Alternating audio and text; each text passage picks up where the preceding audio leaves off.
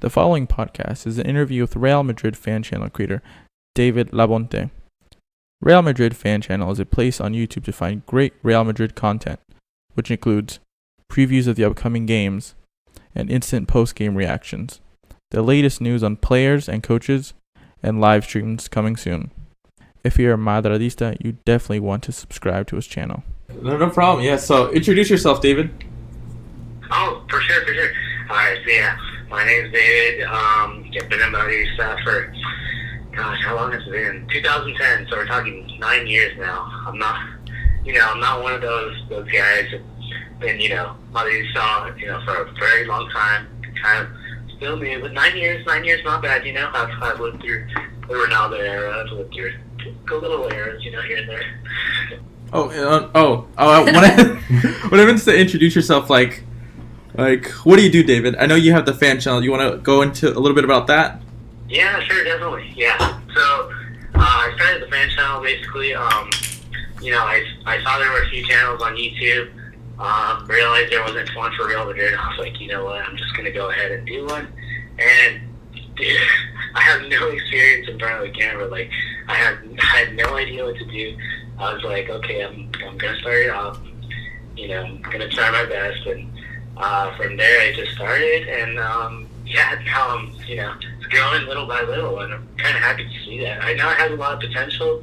I know it's gonna grow a lot more, but it's just about me putting the time out there, and devoting more time, dedicating more time to the channel, and ultimately, there will be, I can kind of grow a community on there. I think it has a lot of potential, like I said, and I think just great things to come, I guess. Cool. So, I've watched a lot of your videos, and I guess since maybe February, kind of when Madrid season went to shit. And I've noticed one thing in all your videos: you happen to defend Gareth Bale a lot. Why is that, my dude? Why do you defend this ponytailed man? And I have nothing against a ponytail because I'm rocking one right now. But this is how Gareth Bale started out too. Yeah. I guess my career's gonna go to shit now. I got a stupid man button. No, but go ahead, David. Alright, for sure. So my feelings about Gareth Bale, they've been pretty ambivalent throughout the season. I'd say maybe now they're a little bit clearer. I guess that being said, I used to be an avid backer of Gareth Bale. When he came to Real Madrid, I knew he'd succeed at the club. I really didn't think he'd be the player he is today. Basically, the player he is today, he can do pretty much everything. He can do, he's got long shots, he's got long passes, which is something Ronaldo did do. Ronaldo just kind of passed it just very short. He knew that other players were able to do that, but Gareth Bale having that, I think, is great for the team. Precise crossing from his left, and his right. He's improved tremendously with his right foot. His crossing with his right has been excellent. His strength, he's got headers. I mean, he's got everything really. The only thing I have to say about Bale, he's not as mobile as Ronaldo. Right. He's not as technically gifted. And he probably doesn't impact the game in the same way. So, when you look at his time in La Liga, he's more of I say moments player. So basically, what I mean by that is, he comes up here and there, but he always comes up with the goods. He always scores the important goals and stuff like that. So just doesn't get involved in the game as much. But, I think as I mentioned, that is partly due to him not being a technical player. But sorry, I kind of went on a tangent there. I'm just gonna get into why I defend him so much. No, it's good. No, you gotta have a reason why. Oh, that's the background info. Yeah, for sure. At the beginning, I used to back him a lot. He would go off injured, and then I'd hold myself fudge, this sucks, But I was like, okay, well, fine, he'll come back in no time, just a small niggle. But these small niggles they would usually drag on pretty long, and it was quite annoying. And it wasn't until January of this year where he sustained the injury versus Real, and that's where I really got annoyed. And it was very difficult to back him. And then at that point, I was like, well, that's enough. We have to go down a different path. He keeps getting injured again and again. Yeah. You can't depend on on a player like that. It's like trying to rely on a toy to come in only 3 days out of 5 when they're supposed to work, all 5, because the other 2 days they're sick. And I think Solari was annoyed, and maybe it was down to this with Gareth Bale. We couldn't rely on him. And it's odd because you had 3 coaches, who had similar feelings about this player. And Gareth Bale, like I said, he pretty much has everything it takes to succeed at the top level, but it's just his injuries get the best of him. And although, like I said, he's a great player, they never really worked out. I defended him. He's a good player who's had a career, plagued with injuries. It kind of comes down to some misfortune, but sometimes I just wonder if I wonder if there's more to it than just that. I remember 5 years ago when we signed him. It's not the best source, okay? Marca.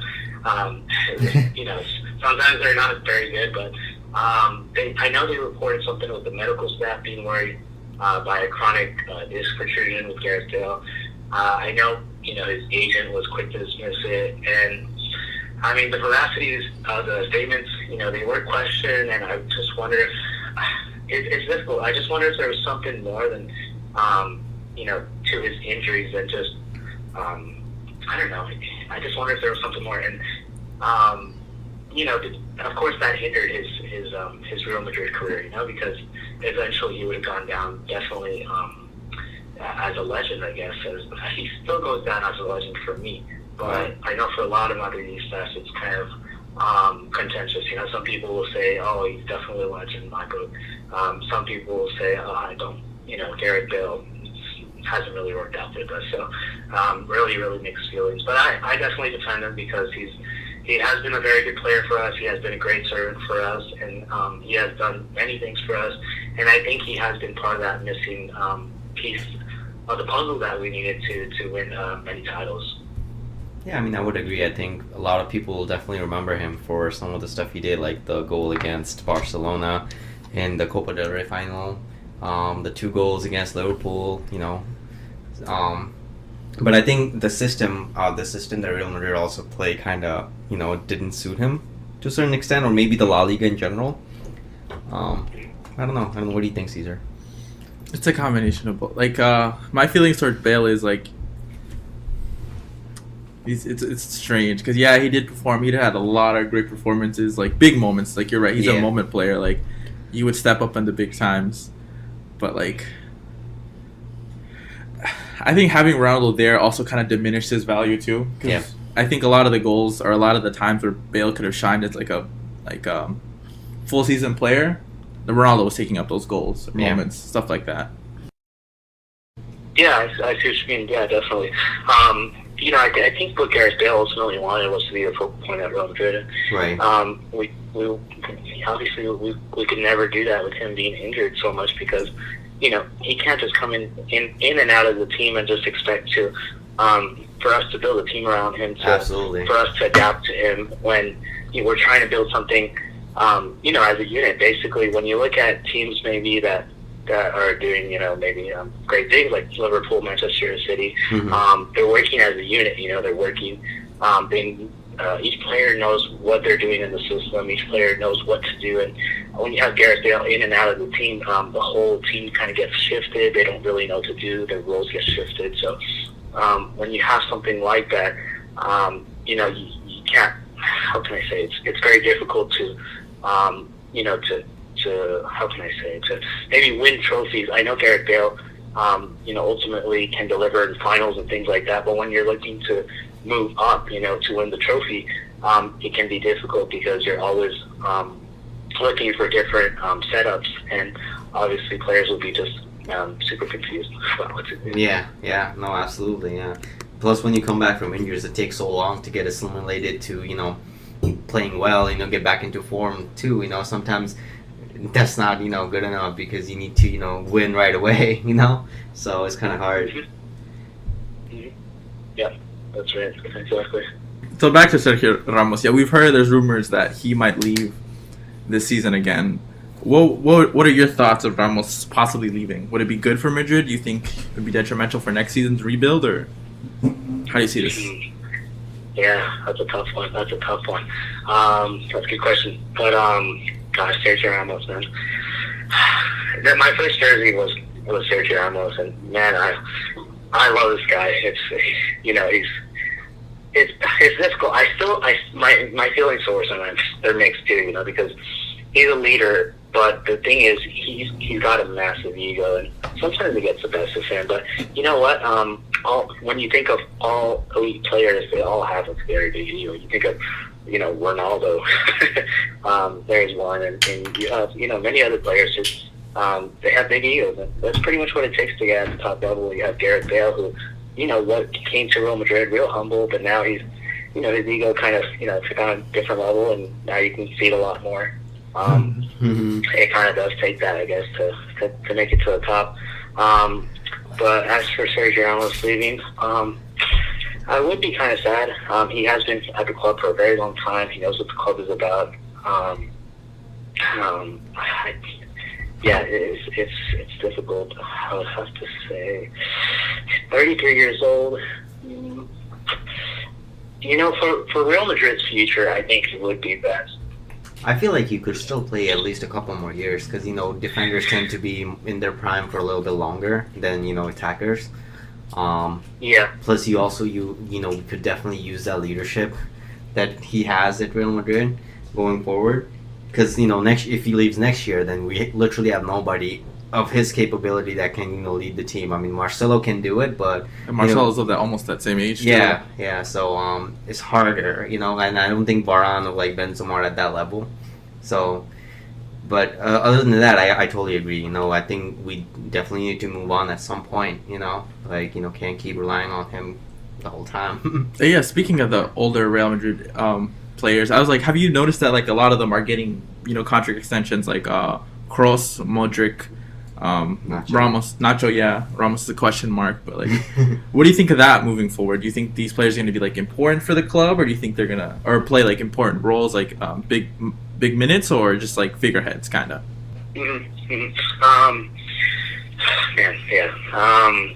Nacho, Nacho hasn't been that great this season. It's weird. He's been reliable throughout the other seasons. This season has gone so well, but I guess you could say the same things about many other players. And Nacho, I don't see him being as a first-team option. You have Eder Militao, who we just brought in. Eder Militao, I've seen bits and pieces of him, and I think he could be really good, and he seems really good already. But then again, it's still unstable. We don't know if he's really going to make it in La Liga and stuff like that. And then you have Jesus Vallejo, who has been injury prone. So we don't have a lot of stability in the center back position, maybe other than Varane. So, if Sergio Ramos were to depart from the club, and I would say, yeah, we would have to bring in another center back. Yeah, no, I totally agree, yeah. Speaking of Militao, what do you think of the new signings that we're going to bring in this summer? Which one of them excites you the most? I mean, there's a lot of ifs. There's still a lot of ifs. There's a lot more certain ifs, and there's some solids like Militao and then Rodrigo. Who else is coming? I think that's it for now. Yeah. Hazard is almost confirmed. We almost got the Hazard. Jovicic is still up in the air. Yeah. There's a couple more things here and there. What do you think about that? Yeah. I said, the Eden Hazard one for me, 100% done. I've said it since I think January, February. I mean, for me, I think that's a done deal. I think Hazard's going to come to Real Madrid. I mean, to stay at Chelsea any longer, I don't think he's willing to stay there. But if he wants to stay there because the fans want him to stay there, then that's fine. I don't think he'll be coming to Real Madrid if he does decide to stay there. But yeah, Eden Hazard for me would. He is a little bit inconsistent at times. I think it's gotten better. Even throughout, it's difficult to say. Some games he'll be absent. Some games he's just crazy. He does really. He's got these little intricate dribbles. He's able to, weave past players. I think he'd be a great signing for us, obviously, but we definitely have to have other players around him. That can step up when he's not at his best level. Obviously, Benzema, Rodrigo, who, we're bringing in. Who else do we have? Vinicius. We have, Asensio, Isco.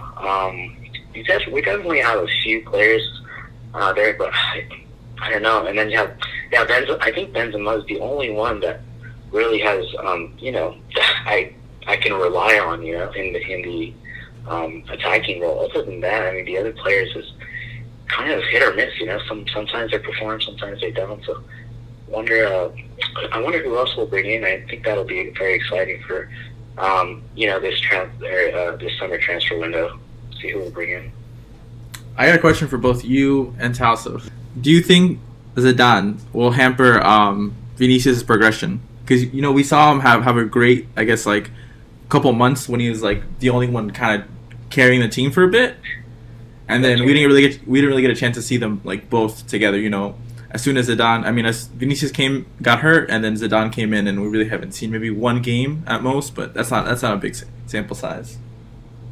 But do you think Zidane will hamper his progression? I think he won't play as much as he did under Solari. I think that's for sure, and I think that's only normal.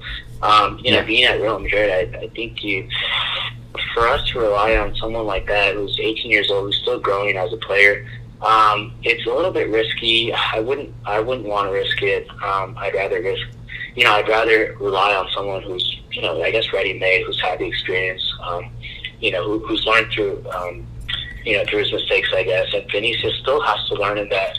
And, if we want to win titles, or if we want to especially go for La Liga, then obviously we could develop Vinicius, but to rely on him solely, I think that would be a mistake from Real Madrid. I think we would have to bring in someone else, and as a result, obviously, Vinicius wouldn't play as much, which maybe might hamper his development.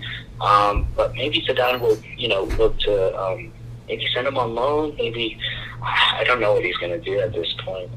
We'll just have to see, I guess. Yeah, same here. I don't really know. I don't know if he likes him or not, because when Asensio came in around similar age, he definitely played him more. He used him a lot. He kind of let him develop. So if it goes the same way as that, then I think Vinicius will be fine. But if he never plays him like he's not playing Ceballos, then I don't think that would be good for Vinicius. But I mean, he at the end of the day, he's still 18. He's got a lot of time to improve. Like David said, if he needs someone, we would rather use someone that's ready to go, like come in and Hazard. But at the same time, I hope that Zidane definitely gives him the time to develop, which I don't know. We'll have to see. There's a lot of young good prospects that aren't even on the club. Like Martin Odegaard has been tearing up the Eredivisie. Yeah. There's him. There's a few others that used to be part of the club, like Raul de Tomas. He's pretty good. I don't know. We'll see. Yeah. There's a lot of tips. RDT. He's 14 goals. We're talking a team that finished in 20th place, and he got 14 goals with them. So. Right. Yeah, it's not bad at all. So I don't know. This is kind of going back to this terrible season, but what did you think were the best and worst moments of this year? Best and worst. I'll ask that to everybody. I can only think of worst moments. Yeah, exactly.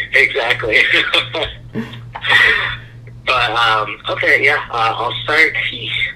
Maybe I'll start with the worst, right? Get the bad news out of the way here. Let's see here. So the worst. Okay, I mean there were so many, yeah, of course. But I don't want to be too pessimistic. I'll start with the beginning and I guess work my way up to the end of the season. Well, first of all, Lopetegui situation, that one started terribly, and it was just bound to fail. I think Perez could have handled that a lot better. And then ultimately he got fired, and then we had Solari. That didn't work out so well. I mean, I was watching his press conferences, almost every time, and they were. I never saw it in him. I never saw him making him at Madrid.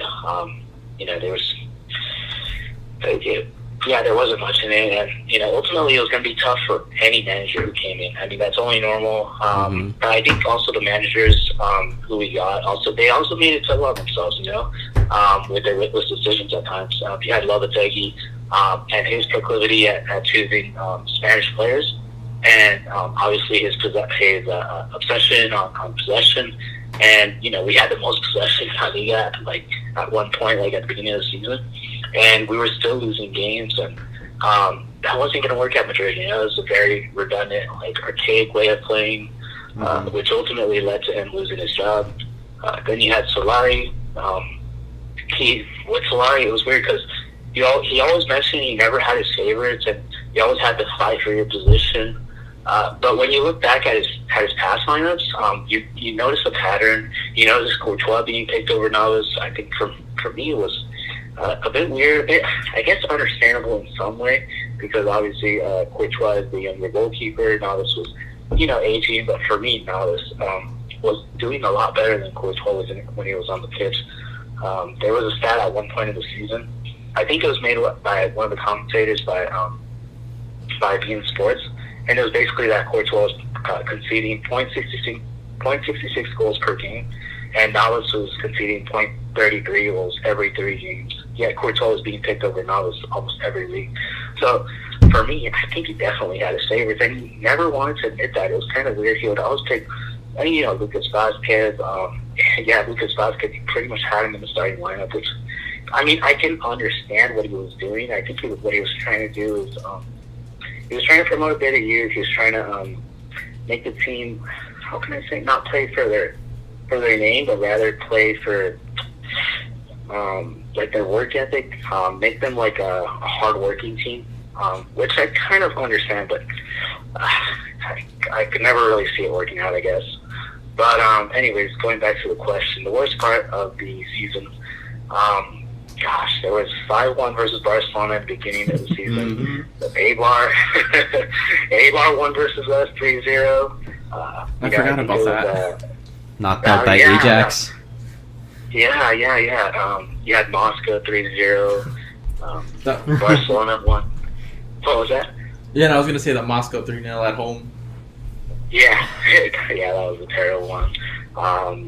Barcelona won 4-1 the aggregate score in the Copa del Rey, and then you had, of course, Ajax 4-1 in the Champions League. That was terrible, but you know what? At the end of the day, when you look at Ajax and what they've done this season, then I have to give it to them. And to be honest, what I saw from them in the first leg, I was quite surprised we didn't lose in the first leg, because they were doing so good in that first. I don't know how we won that first leg. It could just be they were a little bit intimidated. But man, when they came back, they demolished us. They were really good, and I have to give them credit. But I know this is going to sound surprising. For me, the worst one was the 3-0 Eibar. For me, the 4-1 was surprising, and especially considering it was 4-1. But I thought Ajax played really good, and for me, Eibar was, they're really a subpar team. They're 12th in the league. There's no players there that you say, wow, they're really good. There's no really standout players at Eibar. Yeah, absolutely. Yeah. So embarrassing. Yeah, exactly. But there is a good thing to this season. Obviously, the best thing was, and probably everyone will say this, is the return of Zidane, Yeah, that's the best moment indeed. I couldn't believe it. I don't know how we got him back. I never ever thought we'd get him back. It was crazy. I thought he was very decided on his vacation time.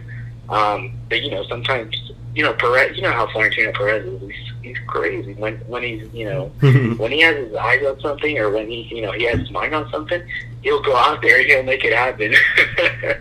Let's make Mbappe happen then. Let's make it. Yeah, I know exactly. Let's do it. But yeah, he made it happen, and obviously Zidane Zidane for me, he's a great coach. He learned a lot from Ancelotti. For me, Ancelotti is my favorite coach, and I think that's more fundamental than anything else. I think Zidane is a better coach for Real Madrid in the long run, and I definitely think he's going to bring us more long-term success at Madrid. He's got his way with his players. He's got a way to get the best out of them, and I think that's a lot largely due to the fact that his name is Zidane. Yeah. So yeah, that was definitely the best part. But you tell us best and worst. Worst? So many. I would say the 5-1 loss against Barcelona. That hurt so much. You know, I will always say I can take 2-1 losses, even 3-1 or even 3-0, but 5-1, like, you gotta be kidding me. Like, I could not fathom that. I was upset for 2 days. I think I was telling Danny, like, this is fucked up shit. Like, no, you know, and then that was definitely the worst moment. Like, couldn't take it. The best moment, I would say definitely the same thing. You know, there wasn't many at all, but probably the introduction of Vinicius into the lineup was probably overall. Not the Luka Modric Ballon d'Or.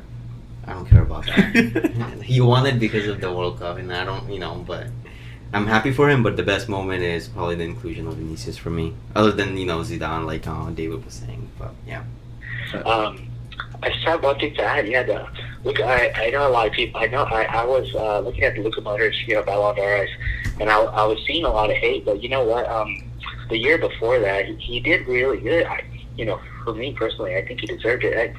You know, the Ballon d'Or is not for the year, you know, Right. subsequent to the Ballon d'Or, but it's rather for the year before. And I thought the year before he had a fantastic year when you compare to likes of, you know, other players. Maybe I know a lot of people were saying Ronaldo deserved it, but you know, Modric brought his team to the final, you know, of the World Cup. I mean, with Croatia, God, it was fantastic that year. Yep. And then one more question, David. What are your plans for the summer and then the following season? Another full year. Yeah, for the channel. Oh my goodness. Yeah, I'm trying to get it. You know, I'm trying to get basically what do you say? Some stuff, some images on the part where I film. I'm trying to get a football pitch on there, and probably like some kind of background, and I guess just more news. You know, more content. Obviously making live streams. That's really what I want to do, is make live streams. Obviously, I think that's, at the beginning it's going to be, you know, a little bit tumultuous, I guess, but over time I think they'll get better. I'm going to try to put out some pre-recorded content. But we'll have to see. I mean, right now, basically, you know, I'm a graduate student, so I have a lot of things, you know. Where can the people find you? Oh, definitely. So yeah, the channel is called Real Madrid Fan Channel. I might change it, you know, later on in the future. I think it's going to be called, I think the name I want to come out with is Blancos TV. I'm not sure yet. Oh, I like that. It's pretty good, yeah. Yeah, right. I thought it was a little generic to put Real Madrid Fan Channel. At the beginning, I was like, okay, well, I'll see where this goes, you know. But now it's kind of coming along, so I'm going to change the name. I think I'm going to call it Blancos TV. So, yeah. Cool. All right. Thank you, David. Thank you, man. All right, for sure. Thank you very much, you guys. Have a good one. Thanks. Peace.